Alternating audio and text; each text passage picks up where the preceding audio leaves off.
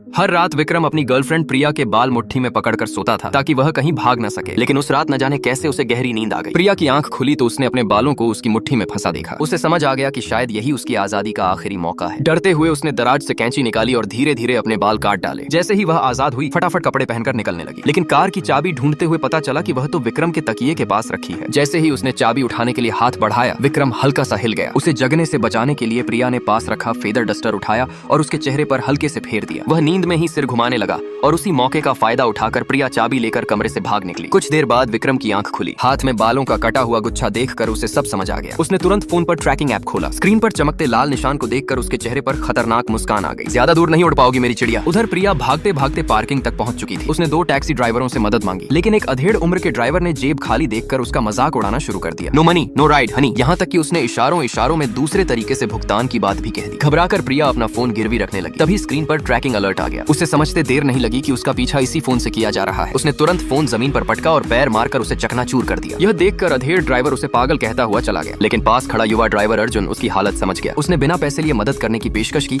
और उसे अपनी टैक्सी में बैठा लिया। दोनों अभी निकले ही थे कि विक्रम पार्किंग में पहुंच गया। उसने नोटों की मोटी गड्डी दिखाकर उस अधेड़ ड्राइवर से पूछताछ की। पैसों की चमक देखते ही उसने तुरंत दिशा बता दी और बाकी पैसे पाने के लालच में खुद गाड़ी लेकर पीछा करने निकल पड़ा। कुछ ही देर में दोनों गाड़ियां एक संकरी गली में आमने सामने आ गई। अर्जुन प्रिया के सामने ढाल बनकर खड़ा हो गया। उसे अकेला छोड़ दो, विक्रम हंसते हुए बोला। मेरे रास्ते में मत आओ। लेकिन अर्जुन अपनी जगह से नहीं हटा। तब विक्रम ने नोटों की पूरी गड्डी उसके सामने फेंक दी और कहा कि लड़की को सौंप दो, सारे पैसे तुम्हारे। कुछ पल के लिए लगा जैसे अर्जुन डगमगा गया। वह चुपचाप एक तरफ हट गया। विक्रम मुस्कुराते हुए टैक्सी में घुसा और प्रिया को पकड़ने बढ़ा। लेकिन उसे नहीं पता था कि वह पहले ही दूसरी तरफ से निकल चुकी है। जैसे ही उसने दरवाजा बंद किया, अर्जुन ने रिमोट का बटन दबाया और टैक्सी के सारे लॉक जाम कर दिए। विक्रम अंदर फंस गया और चीखने लगा, मुझे बाहर निकालो। अर्जुन शांत स्वर में बोला, अब यहीं बैठे रहो जब तक पुलिस नहीं आ जाती। बच जाने के बाद प्रिया भावुक होकर अर्जुन से लिपट गई।